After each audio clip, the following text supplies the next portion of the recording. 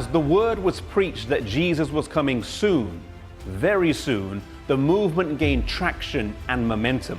Whilst there were doubters and scoffers, the numbers of those waiting for Jesus' return swelled. The movement was at its strongest in the northeast of the United States of America, though it was by no means limited to just being an American phenomenon.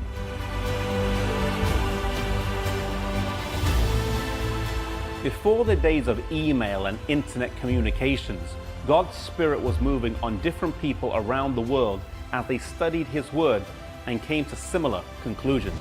In England, a preacher named Edward Irving proclaimed the soon return of Jesus. In Germany, Johann Bengel. In South America, Manuel de la Cunza.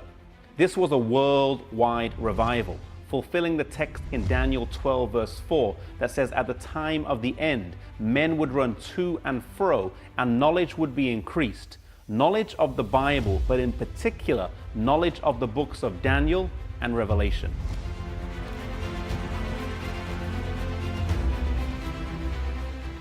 The believers initially expected Jesus to return in the spring of 1844, and when he did not, this produced some disappointment, but they were greatly encouraged when Samuel Snow's studies revealed the prophecy pointed towards October the 22nd.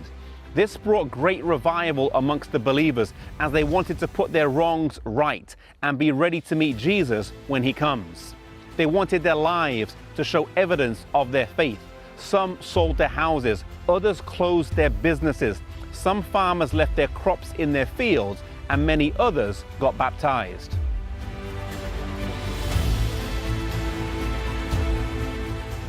Charles Fitch was a minister who baptized many people in the autumn of 1844, and unfortunately on one occasion, because there were so many people to baptize and he spent so long in the chilly New England waters, he caught pneumonia. He died on October the 14th, but due to the faith that he and his family shared in the soon return of Jesus, they believed they would see him in just a few weeks. His obituary would spell this out. The believers in the locality of William Miller's farm gathered on his property to wait for Jesus' return and stood here on this rock, today known as Ascension Rock. They believed they would ascend to heaven.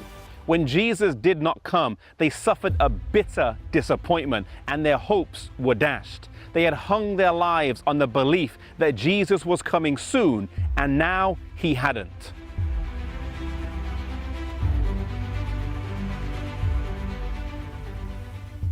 Was their faith in vain? Was it presumption? Could they recover from the embarrassment, ridicule, and shame they would face? Henry Emmons later said, "I waited all Tuesday, and dear Jesus did not come. I waited all the forenoon of Wednesday, but after 12 o'clock I began to feel faint. My natural strength was leaving me very fast, and I lay prostrate for 2 days without any pain, sick with disappointment."